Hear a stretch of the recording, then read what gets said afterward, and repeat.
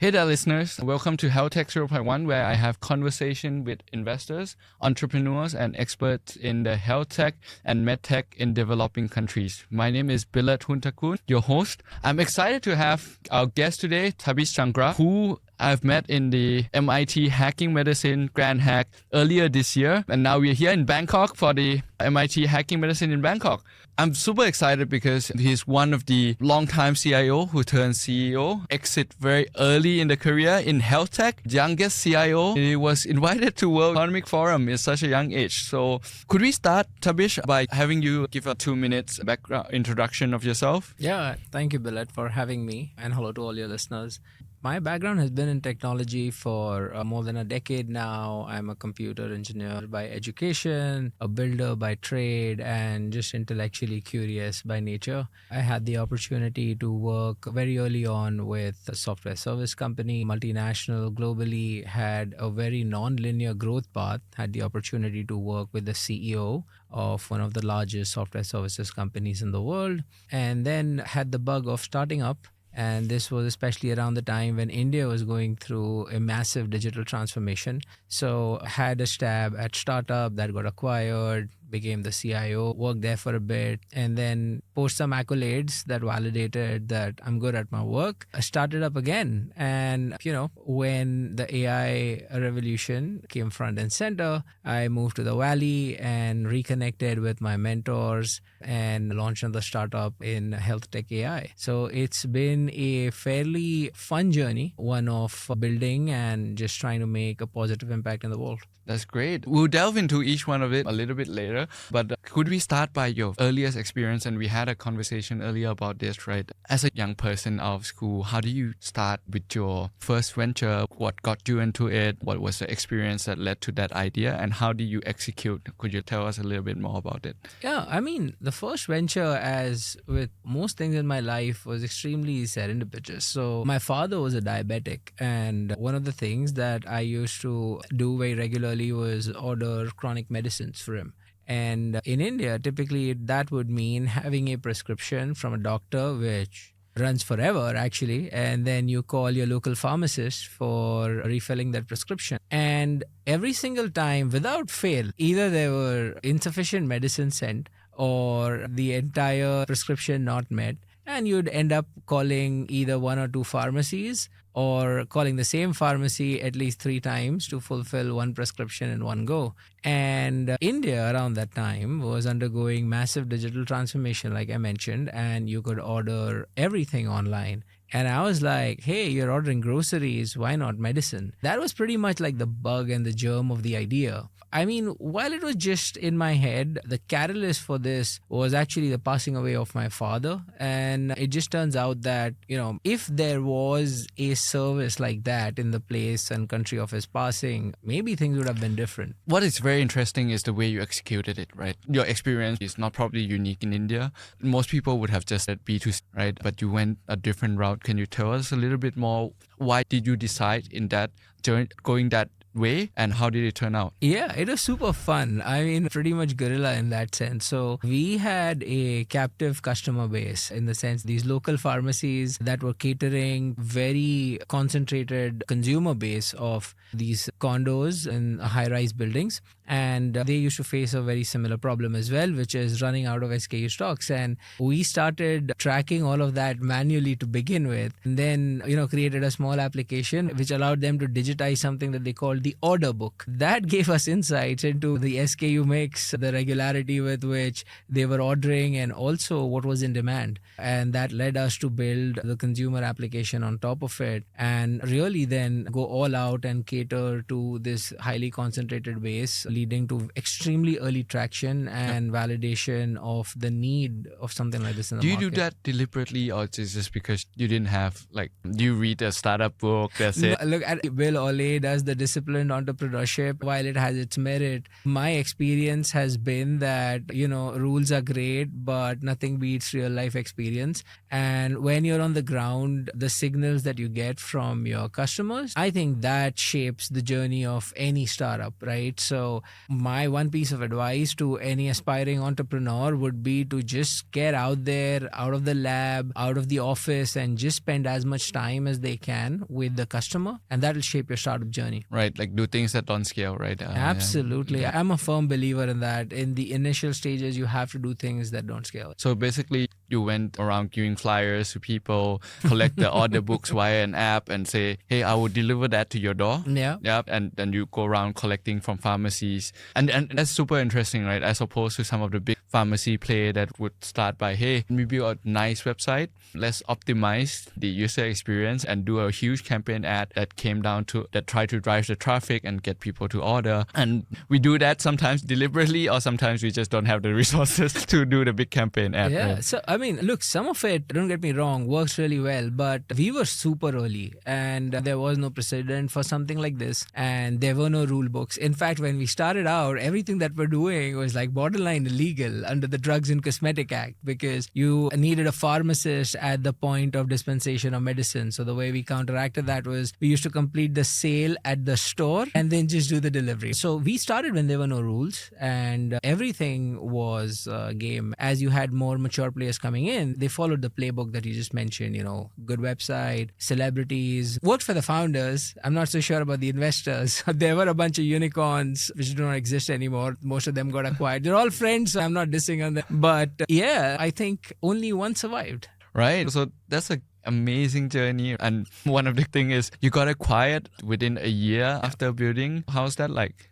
It was very interesting. I love the leadership team that gave me such a great platform post-acquisition to be the youngest ever CIO in India and also go on to do a lot of big things at scale. I do feel in hindsight we sold too early, but back then I think it was this unsure, not so confident young man trying to figure out his place in the world and it seemed right at the time. And if I were to give one piece of advice again to entrepreneurs who are navigating this decision, I'd just say that trust your instincts on the backs of the market that you're building in. If it's a huge market, don't stop. It is going to get absolutely crazy. It's like chewing glass and staring in the abyss, like Elon Musk says, but don't stop. Just keep going through. If the market is massive, you'll have great outcomes. Right. And could you tell us a little bit about your founding team at that point? How many of you were there? Who were there? Was there different skill sets? Yeah, so I founded this with my childhood buddy, the two of us, and keeping each other real. And then I had college interns that I got together to build some bits and pieces while the most of the coding was done by me. Then we had volunteers to carry out our guerrilla operation saying that, hey, this is for the greater good, medicines for all, and we'll give you a certificate of participation. Most of the college students were very happy to kind of sign up and work for us. And we had these fancy certificates given out at the end of the month. We got free labor. They got certificates and everyone was happy. So that was pretty much the early team. The one thing that stood out for us even back then, we engineered for scale even in 2015 when AWS and GCP didn't even offer any platform or native services. We had built out the first ever proximity algorithm, the reorder algorithms, and it was just fun. We have a paper on something that we call the modified A-star algorithm, and we just did it for the kicks of it, saying that, hey, we found a novel way to determine what's the shortest path to fulfill a prescription in a marketplace of prescriptions to find the nearest pharmacy. So we geeked out a lot on that, and yeah, it was fun. And were your co-founders a business guy, or was he like... Oh yeah, he was a business guy. He went to OSU, was at B school, and he brought in also the operation chops.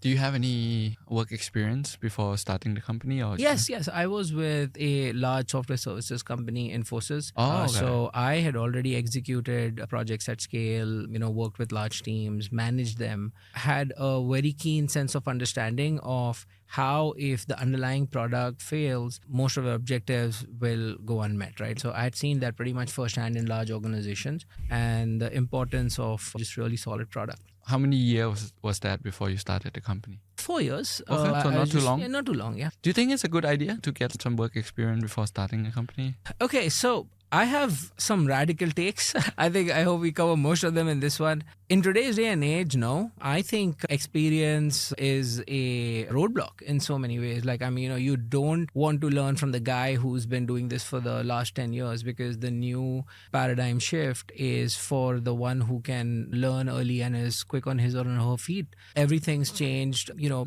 Asian, so we were told to study, be good, get a job, and, you've made it in life. And I think that paradigm does not hold true anymore. We have creators, talkers, and whatnot who we called certified mad back about like a decade ago. But this is the way to go. Like, if you don't have distribution, you don't exist. Yeah, I agree. But at the same time, I think when entering an industry, right, I think it's important to learn from the people who have experience, not give as a roadblock, but understanding the internal workings of the industry, right? So was that your experience, you think? So I can share my personal learnings, right? While we were outside of the industries, rank new mavericks, we were doing everything differently. We were scaling faster. We were creating new paradigms. And then once we got acquired, right, we were put in the mold and everything just seemed to stop, at least for me. Not that it had stopped, but it just moved so slowly. So you had to figure out regulation. You had to figure out what are the industry norms. And I just think that if you approach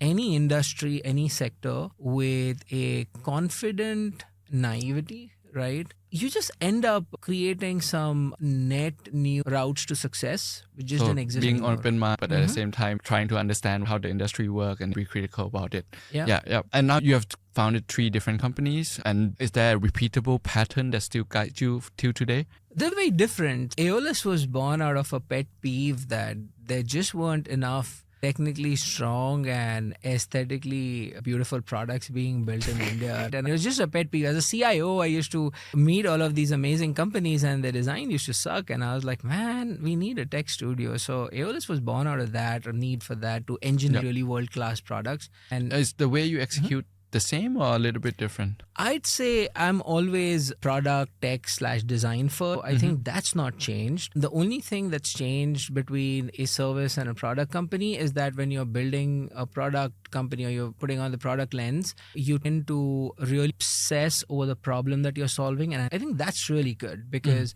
every problem has many nuances. And unless you have that obsession, you never really truly get to a product market fit, which itself also changes. And service is different. Service is about client. Service is about client servicing. I also like to believe it's a lot about craftsmanship and excellence. But yes, very different problem statements here. And what are some of the early misconceptions that you would correct in a new founder? Oh, look, like I came from a services background. So when we got into product, it was all about building the most technologically advanced product and all the latest stack. And if we build, they'll get here and they'll use it. So I think first time founders come at it with a lot of entitlement. And I think one of the biggest misconception is that if you build, the users will come. Distribution is everything. Identifying the right problem statement and solving the right problem statement is everything. And just having a really solid team. I don't think I realized the importance of having the right founding team members who are aligned to the mission and have the right incentives. That is mission critical. Yep. And I think understanding a problem is really understanding a problem, right? Like sometimes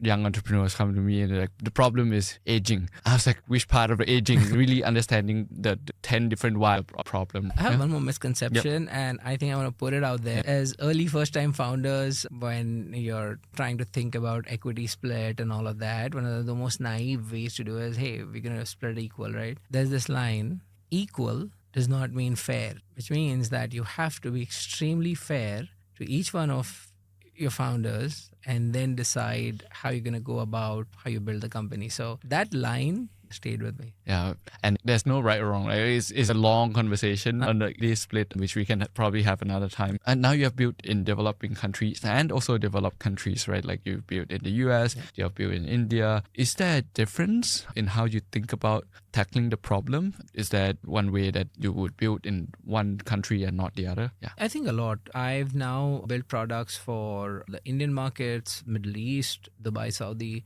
and the US. All three of them are extremely different, right? The US is extremely structured. So a lot of emphasis is placed on the merit of the product. Meetings and connections will just get you so far, but it's the quality of your product, the quality of your solution, quality of your team that actually gets you over the last mile, right? And gets you that recurring and repeatable business. In India, while product quality and product services looked upon with fair amount of importance, I think the most significant aspect of building and working in India is just relationship and how often and how frequently you show up when the client needs you, and they come up with all sorts of demands, right? The US clients are more realistic about their demands. Saudi is, and Middle East broadly, is just about knowing that the customer is always right, just living by it, even if it means that the product's going to go down the minute you push the latest request from the customer, but it's fine, they asked for it, you got to push it. Wow, so cultural. It is cultural. And I guess the way you execute the company building is also very different then. Yes, and I think the economic incentives and rewards are also very different in all three regions. So I think I can't have a CIO here without going technical, right?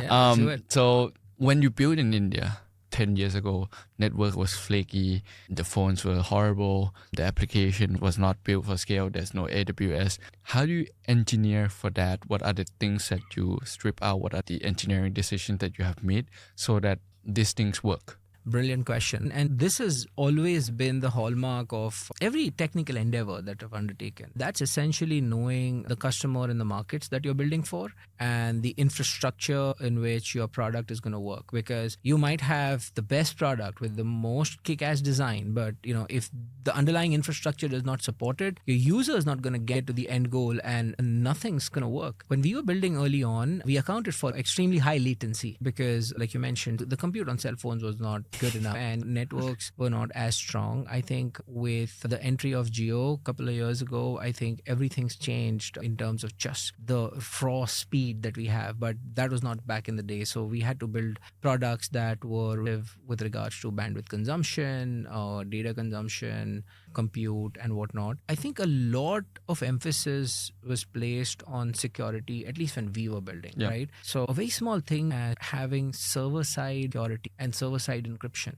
It's like the most fundamental first principles thinking that you can have, but had large companies funded by the likes of Sequoia and SoftBank really stumbling on that because they never had server-side security and their messages could be hacked, the request responses could be hacked, and there were like a bunch of Reddit threads back in the day. So I think those were some of the things that we carried in terms of build and design principles. Now that the underlying infra is much more stronger, our products are much more resilient. Yeah, I think for an entrepreneur who may not be technical, how do you account for that? Do you store some of the data on the phone before the network is back up? Then do you do the sync? How do you account for the responsiveness of the app, right? How do you do a bit of design for it? A lot of those problems have been solved today. For example, when mobile SDKs came around almost 15 years ago, there was this whole debate around building cross-platform applications versus native applications. Native applications essentially use the native SDK of Android for Android, Swift for iOS and whatnot. And that would be the difference between the responsiveness of the application. But now cross-platform dev capabilities like Flutter and React, they're really software. But caching, which you mentioned about storing some information on the client side and ensuring that only validation happens on the server side, I think those are ninja techniques that are still being used. And oftentimes, I think now with the latest IDEs, they're almost accounted for when these are being built. So yeah, I think those continue to be considerations, especially like design and architectural choices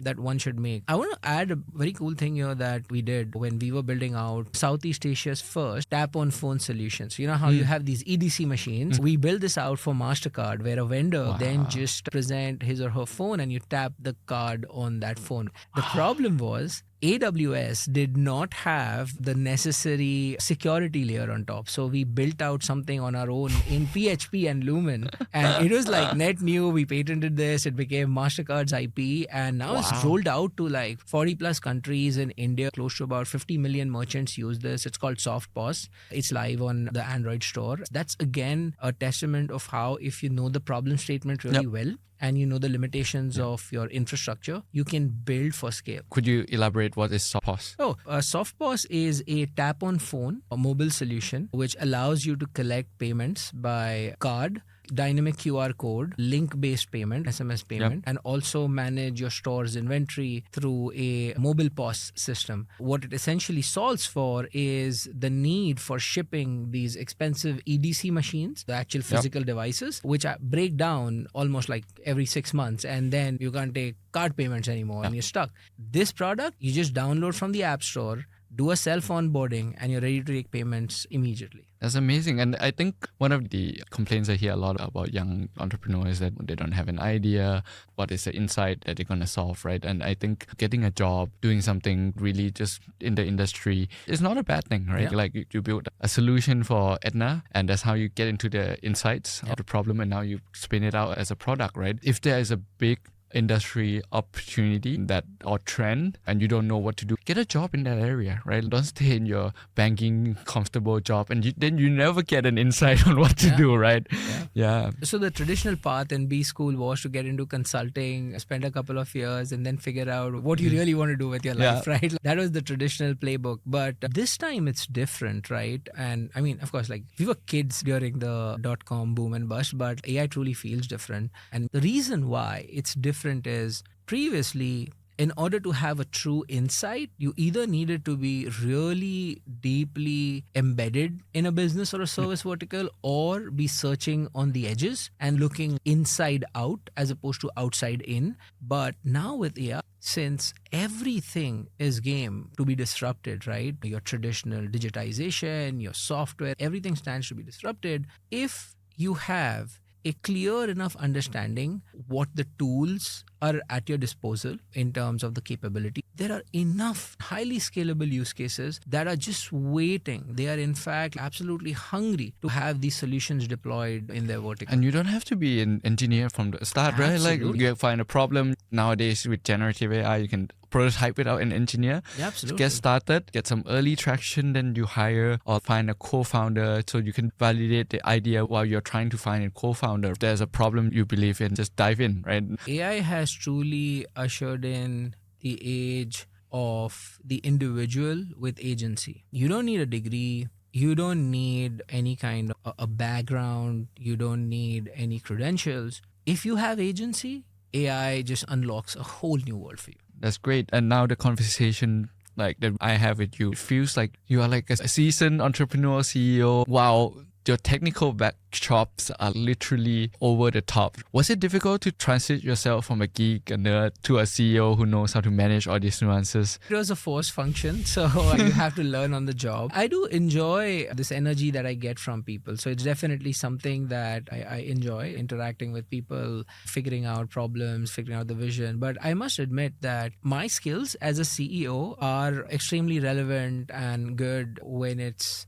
related to technology company, because I know that playbook. I've seen it change. I know the hacks. I know so many founders, non-technical, building tech-first companies, spending millions of dollars for SEO. And I know you can hack the crap out of that, right? So I think in that sense, my background lends itself very well to a CEO role for a tech company. I think it would be very different if I were to ask to head a operations company or something. I wouldn't enjoy that. Hell, I wouldn't even survive, man. I don't think I have the skills to be a CEO of a manufacturing company, you know. And what skills as a CIO carried you to your CEO days? I can tell you that straight up, just being extremely real. As a CIO, even in my job, I knew the ground truths. Even the CXO and the board didn't know that. They were out there creating these reports and projections, and I knew exactly when we were going to go off the cliff. I knew ground data. I knew how strong my product was. I knew how good the algorithms were. Having access to ground truth and reality is such a superpower. You bring that into your CEO role. You know exactly what's going to break, when it's going to break. Your intuition starts getting better. You know how confidently you can talk to investors. You know how to win over customers. Win them over not with your product, but with your conviction. So every customer is talking about what they want, but what they're not telling you is about all these problems that they're facing at the back end, because that's just not something they've been trained to talk about. Oh, my vendor's not going to help with integration. Oh, I'll be stuck with my chief security officer. You need to account for all of that, and you're going to sense that as a CIO turned CEO. You're in that room and you're going to put forth a package that just makes them feel, wow, this guy gets me, right? Right. That's Because- what's super Because important. some of the founders, first-time founders, don't understand the implementation that goes on in the big Yeah. organization, and sometimes the guy sitting opposite is not going to tell you. He's just gonna come up with 10 different reasons to not implement your product, right? What is the one thing that you have to unlearn though as a CIO? I think being an individual contributor, I think I need to unlearn that. I need to learn how to delegate better. That's how you build scalable companies. We never get out of it, yeah. Yeah, I think that's number one on my list at this point in time. It's so hard, right? I've transitioned myself from a very qualified individual contributor, right, into a CEO, and it took me so long. And CEO job is to think ahead and not to Yes. do stuff. For me, it takes 1 to 2 years to learn how to manage. The reason why that is so important in today's day and age, as CEOs, it is so important for us to focus on what the world is going to be like and what your product can achieve when the models will get there. If you are building for the capabilities of the current AI tools, the Yep. AI models, you'll just end up playing catch up to all the innovation that's happening. So it's so important to have that space to just think, take those bets, and then align the team, have that war cry, and get them to march towards that vision. And nowadays, it's so easy to go into build mode, right? Is it really what we're going to build? Like building an AI product, there are 10 different AIs you can build. Which AI to build that moves the lever for the company is what you really have to think. And for me, that means going to conferences, listen to podcasts, talk to investors. One of the things that resonate across the weekend is that AI for workflow is the most underrated in healthcare at the moment, and AI for clinical is the most overhyped. We are building for the unsexy, man. I know. I had Joseph, one of the health tech investors. I asked him what's overhyped, what's underhyped. He said overhyped, AI. Underhyped, AI. AI. I was confused. I was like, what's going on? But yeah, I think that's consistent across the conference, the reports, and things like that.